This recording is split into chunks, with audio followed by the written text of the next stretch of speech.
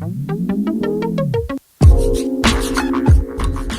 back to my channel, everyone. Kyyah Savage, aka Kyyah, back with another video. Today I have a very special guest, one of my good friends, Tyler, who is a musician. I will be asking her different questions about what it really takes to be a singer and how she decided to get there. So let's just jump right in. How are you, girl? Great, how are you? Good. It's been such a long time, so good to see you. Well, living it up in LA. You know. Well, I just want to jump right into the conversation, but what did you major in college? Music industry. So it's kind of business, I guess. Like, It has business classes, but it's not enough business classes to actually have, like, the business degree. So yeah, music industry. So it's a mix of business classes and music classes. But, okay, so that's interesting. I've never...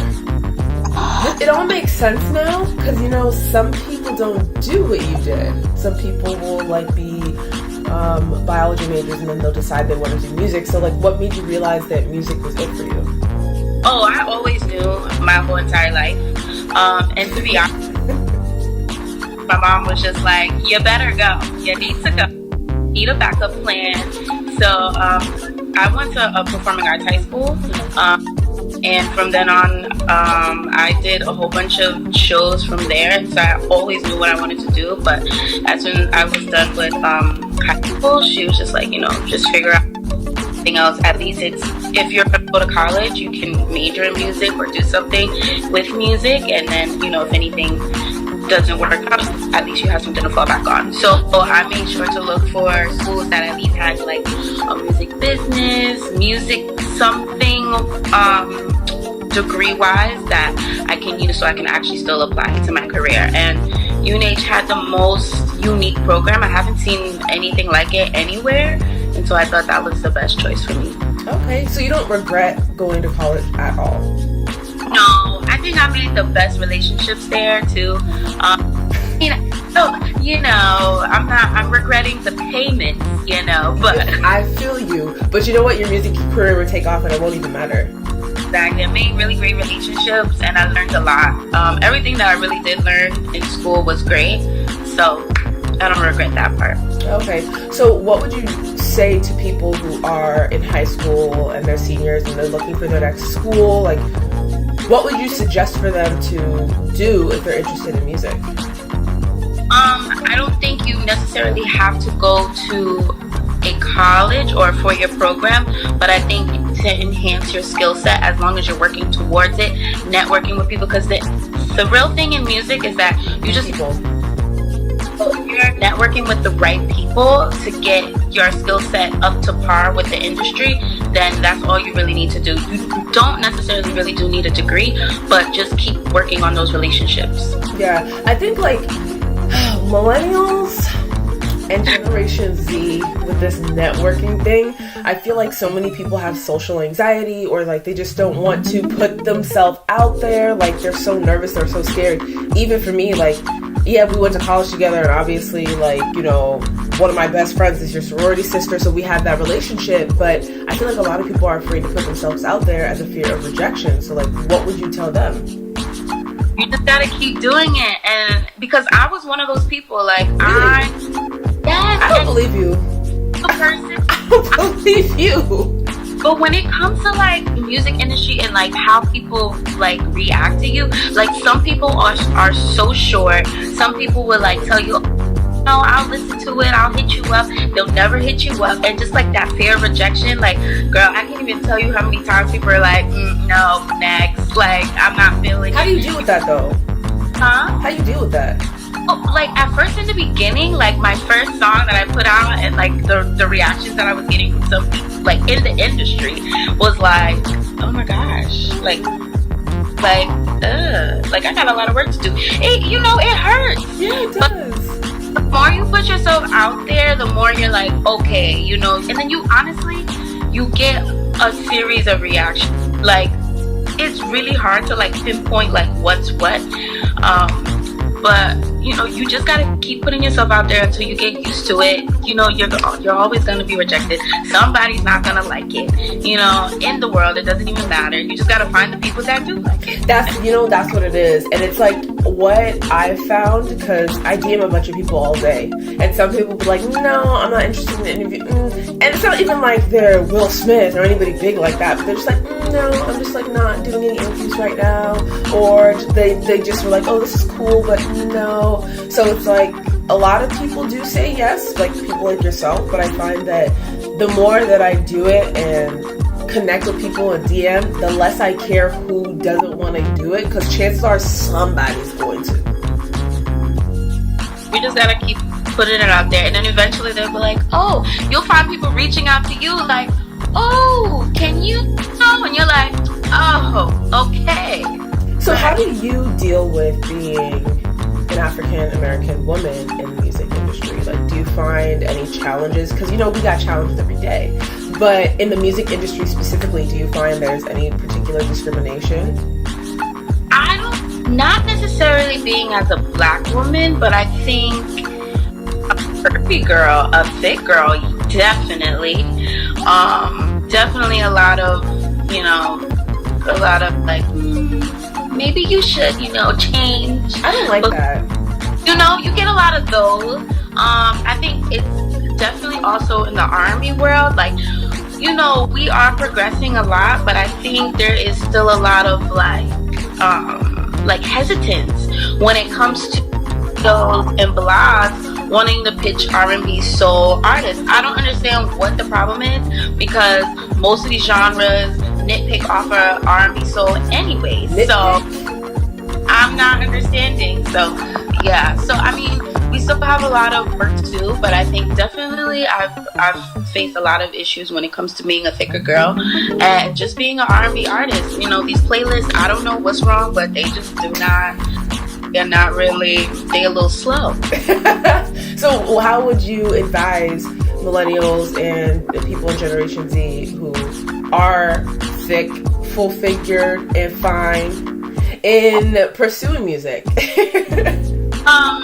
You just have to own it. Like, a lot of people, they're, when you walk in the room, it's like, oh, should she be wearing that? It's like you get the looks. I don't like that. And you get some people that are like, you doing a thing, or like a lot of women, DM me that I've never met before. They some randomly like find me on Instagram and they're like, oh my gosh, you're so inspirational.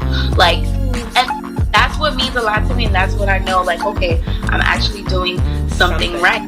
But yeah, you just gotta, and I wasn't always like that. Like, I think in college, like, I think that was one of the most self-conscious times that I've ever was. And I have to say, like, you own it way more now. Like, you look phenomenal in those photos that I saw. All the pictures you post on Instagram, like, I'm like, okay, she's doing the thing. I think you definitely come into your confidence, like, way more. Yeah, I think so. Thank you. Girl, we know this. It was like, it's a struggle, but that's just only because of things that happened to me when I was like 10 years old, when I was first trying to break into the industry. And as you can imagine, like, right now we're in this whole like body positivity phase, but like when I was 10, it just wasn't, but I wasn't even like super heavy. Like, I was like, I was a little chunky, but it wasn't like, oh my god, so. And then even at then, grown men in the industry was already sexualizing me, saying like, they already looked at me and said, oh yeah, she needs to lose weight. And it's like, I'm 10, I'm singing, like, why box and sexualize me and sell me for how I look? Like, what? So after that, really put me into like this box, and I couldn't really get out of it until I got older. Yeah. Like, you just gotta own it. It takes time and you like, it's at a time. It really does seem like the music industry, you have to have tough skin. That's what it sounds like to me. So when did you develop your thick skin, or are you still developing it? Yeah, I think I'm kind of in the middle of it. I think there's a lot of things that probably would not affect me, as it probably did maybe like last year, but it's definitely an overgrowing process. I think one thing that I'm still haven't gotten like the extra thick skin about is like the commentary on my music, because I'm like, it's. But that's no. That's any artist though. That's any artist. Every artist would be like, oh, fuck this. Like, this is my music. You know, it's your baby. It's your craft. So. That's one thing that I'm still like so vulnerable about. But if somebody was to comment about my image or my weight, I'd be like, but like they're like, oh, that song or your voice. I'm like, oh. But at the end of the day, you've been on the radio, so. Exactly. Yes, I'm still, you know, pushing and growing. So where are you in your career right now? Like, what are your plans? What do you want to become? Oh, definitely like a full-on independent artist. I mean, right now I still have a day job that I work. Really? We gotta get into that. Because see, these are the things, Tyler, these are the things that people don't know. And they think like, oh, I'm gonna go full into my music, I'm gonna just pursue my craft. I don't need a 9 to 5. I'm too good for a 9 to 5. So answer the question first, and then we're gonna jump into that, because yes, girl. So I still work a full-on, well, it's not 9 to 5, it's government, but it's 10 to 6. Oh, wait, that's so cool. You work for the government. Yes, I work in government, actually. I can say specifically where, but I can say it's a government law firm. That kind of, I guess. Are you a paralegal? No, I'm an office manager. You doing the damn thing. Yeah, so I work for a department, kind of help with like programming, actually like in recruiting attorneys and like summer interns. It has nothing to do with my career. So do you like it? My boss and my coworkers are fabulous. They tell you, they are the most accommodating people ever. Like when it comes, and they know about my whole career on the side and everything. So like if I have to do a show, if I have to leave work early, if I have to take a day off, it is totally fine with them. They're like, no problem, like do it, like we're all for you. And I think that's what's really helpful with my career. But let me tell you, I had to take 3 days off this week because being a full-time, you got a full-time job and being an artist on the side sometimes go a little crazy. Like it's a lot of work. So I think for real, even just like I'm getting my master's right now and doing my master's, working full-time, also trying to fuel my passion with this whole career established thing. Some days I'm just like, nobody should talk to me because I may not say something sane. Yeah, it's a lot of work. So props to everybody who got full-time jobs out here. Good. For real. But I think it's important that you mentioned that, because I'm telling you, okay, then I want to segue into social media, because that's another thing. Like, people don't know those types of logistics about your life. So I feel like what happens with a lot of millennials or young people is like they go on Instagram, they see all these young rappers like Bad Barbie or all these nonsense people in music, and they're like, oh, I can do this too. I don't need to go to high school. I don't need to go to college. I don't need to work. Like, I'm gonna just pursue my craft. So what would you tell people about social media?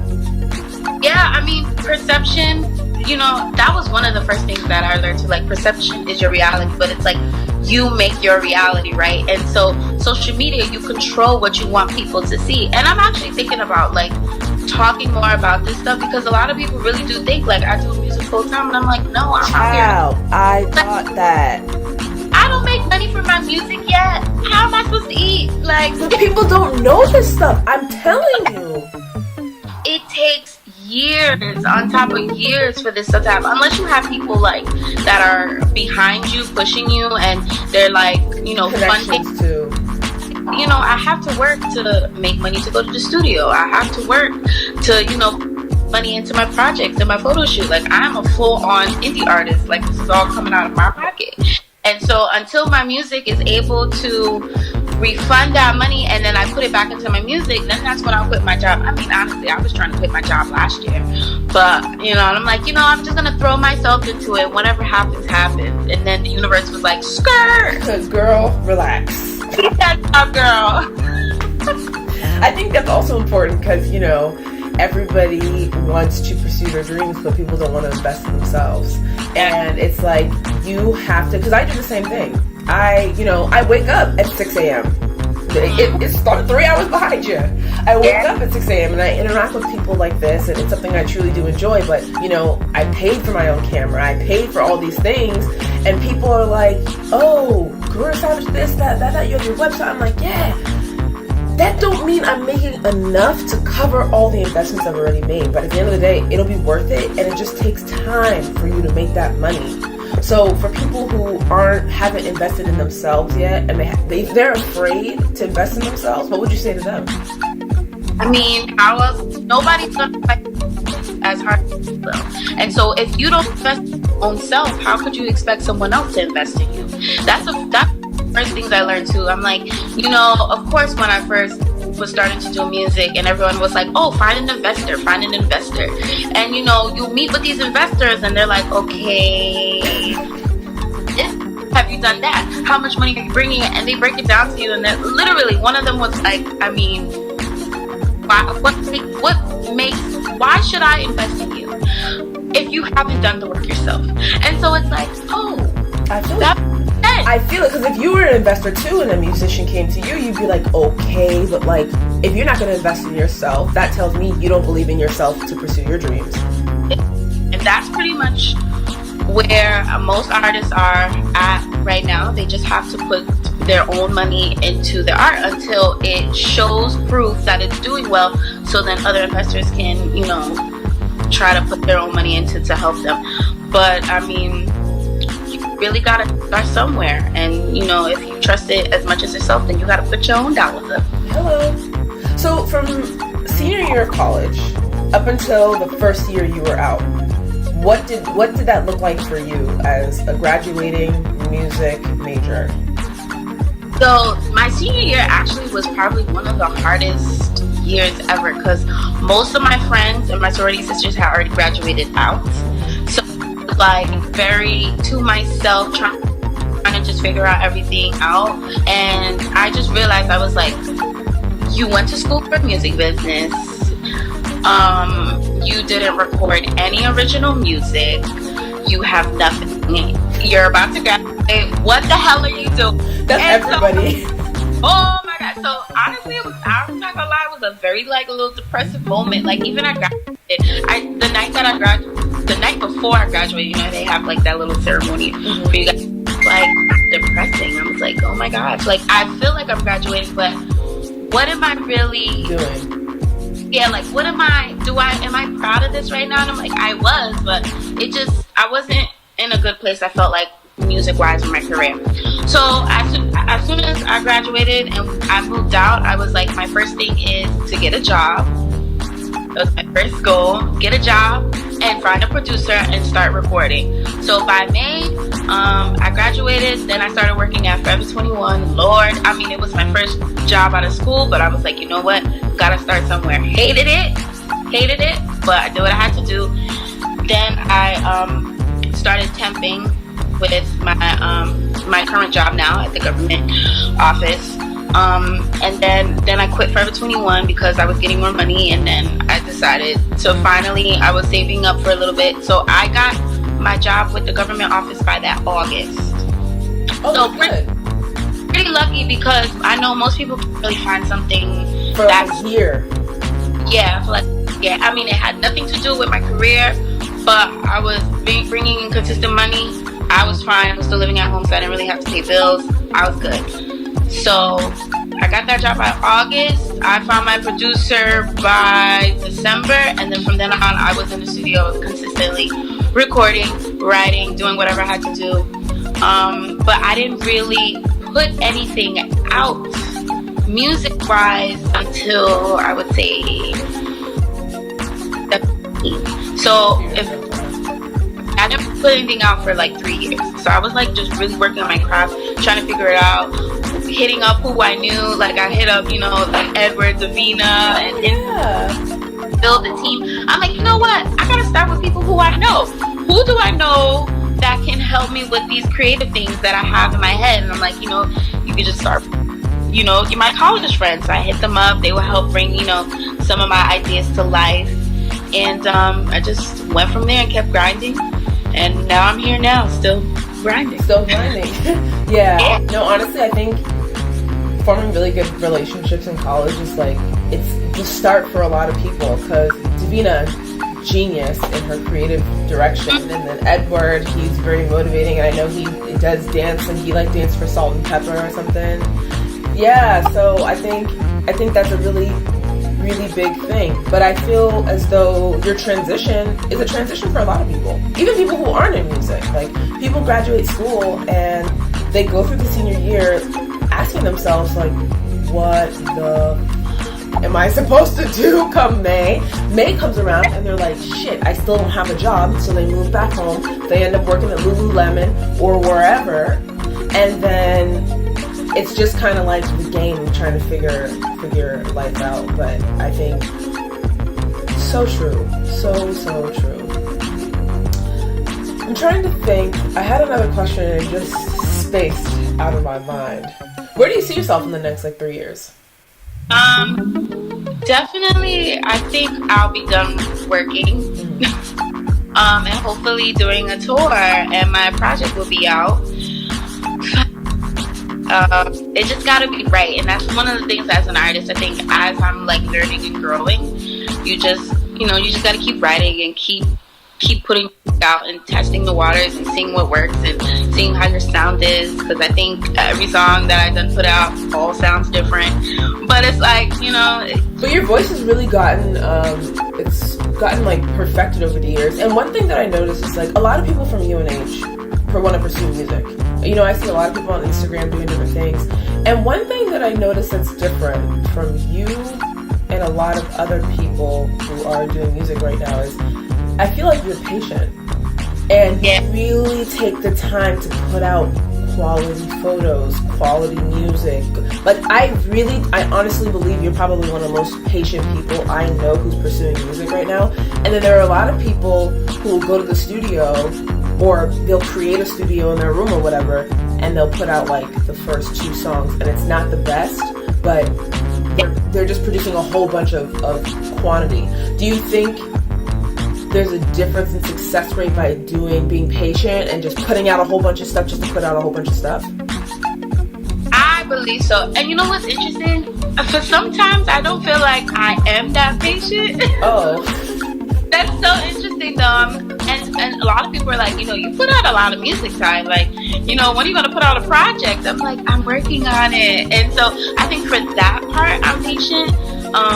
But I literally, like, my whole EP that I had done, it was done by like the end of 2017, and then by 2018 I'm like really listening to it and I'm like, oh, I can't put this out. Like, this is not up to, like, if I was to put this out, this is not an entire reflection of who I am right now. And so, in that sense, I guess, like, I wasn't patient, but I hadn't presented to the world. So I think when I present stuff to the world, I do it absolutely according to my gut feeling and what I think is appropriate for right now. Even though sometimes, the decisions that I make, it may not 100% do well, but it shows me, like, okay, where I am, what works, what do I need to do next, and that type of thing. But I'm absolutely, like, I would never put out a record that's not mixed properly or mastered and not recorded properly. It's got to be up to the standards. Yeah. I feel that, and you can definitely tell. You can definitely tell, because I see, like, I'm telling you, even just down to your photos and like the imagery, everything is it's like top quality. And I feel like quality draws in like the crowd and the attention. So I think, I don't know the music industry obviously, but I always tell people who I work with to be patient, because it takes time for your visions and things to come true. So your mom is completely supportive of your music career? Oh yeah, she's my momager. I call her my momager. So how would you tell people whose parents aren't supportive of their music? Like, what should they do? I think that it's really hard, because of course you want somebody who is supposed to support you, to be in your corner. But I think, if it's something that you really, really do strive for and that you believe in, that you just gotta keep looking for it, and there will be somebody along your way that will align, that will be that support person for you to keep going. But you just have to believe in yourself enough to show people why they should believe in you. Yeah, because I think some people's parents I feel like your mom, because you have your college degree too, she knows at the end of the day you're going to be all right. And one thing that I always talk to people I interview about is like, who are artists, like, how do you get your parents to sign on board? And they're like, you gotta show your parents that you'll actually be okay. Because at the end of the day, that's really what it's all about. So creating a plan is necessary. Do you think to pursue music, you have to have a plan, or you can just dive into it willy-nilly? Oh, you need a plan. And definitely you need a plan. Like,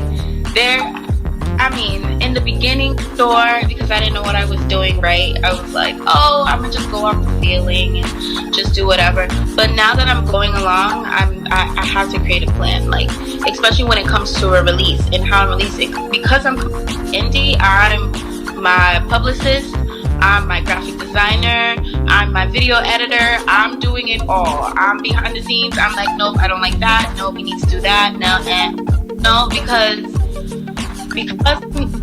a one-shop woman, I have to plan these things out. I pick my release dates. Then I know who I'm reaching out to, who I need to contact for blogs. Who am I trying to? It's all a schedule, and I have to do these things before a release date. You have to plan. There's no way that you can possibly do it and be successful. I mean, sure, you can go ahead and do whatever you want, but I don't know how successful that would be if you didn't everything planned out. So do you feel like your college degree gave you these skills of like reaching out to blogs and negotiating and networking like that? Do you feel like that contributed?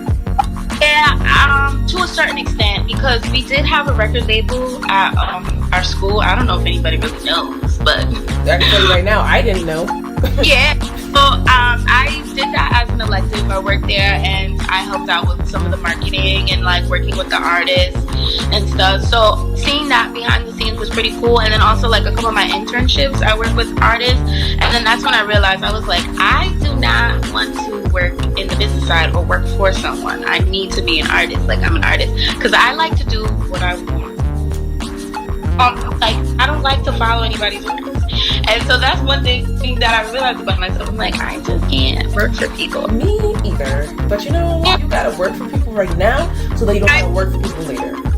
Just for now. Just for now. But I think you did it all right, Tyler. I have to really commend you. You really did it right because you took your major, which was related to the career you wanted to be in. You took internships that were in music. You networked with different artists. You even got on the business side and realized, I don't want to be on the business side. You exposed yourself to so much that you were able to really decipher what you really wanted for yourself. And now you're so sure that you want to be an artist that you're doing it the right way as well. And I really just feel like people need to model after what you have done for yourself.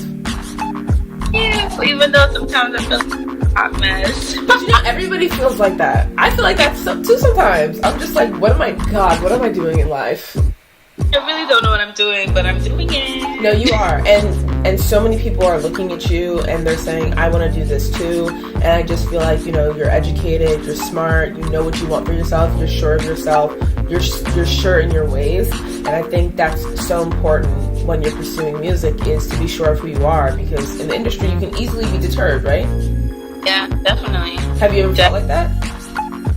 I think the main that almost made me feel deterred was when I was 10, and you know those foolish. Yeah, but I think once I got out of that, and that's the thing too. Like, music is definitely like my calling. It's like one of those things that, like, if you are passionate about something, like all the external like things and factors, they can probably make you feel some type of way for a second, but if it's really your passion, if it's really something that's like God given to you, I think that you will always run back to it. And I don't think let me tell you, I've got burned by producers, taken advantage of, lost money, you know, people not responding to you, you know, giving you bullshit edits, and just like, you know, not really, you could tell when people don't really trust into you. Been through all of that. But I think none of those things really affected me in like what I want to do with my music, because I have the bigger vision at the end, and I just know that I will, if I keep working on it, that I will finally align myself with the right people, and then it will come to fruition. So you just trust in your within your gut working. Yeah, that's absolutely true. So the last thing that I like to, the last thing I like to ask people is, what is your why? My why? Yeah, what's your why? You said what? I said that's such a good question. And this is something that I often like reflect on too, because it's like, what's gonna make you stand out?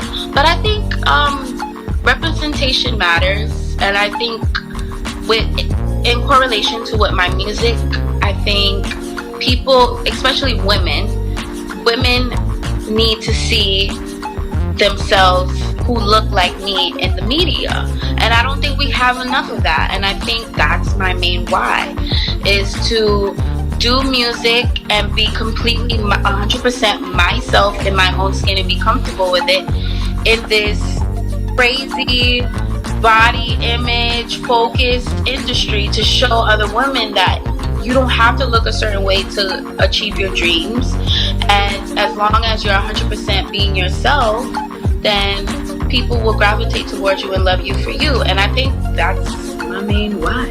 That's a beautiful why, being an inspiration to other women, especially women of color. You know, we need it. Tyler, I want to thank you for doing this interview. You definitely gave me a whole bunch of insightful information that I never knew about.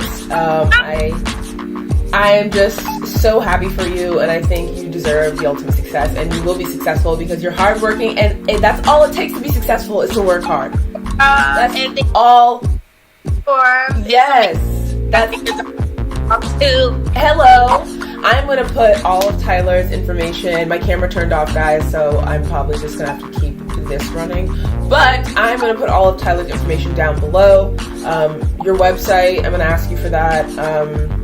Her Instagram, where you can find her music. I'm pretty sure it's on iTunes, Spotify, all those types of things. But thank you so much, Tyler.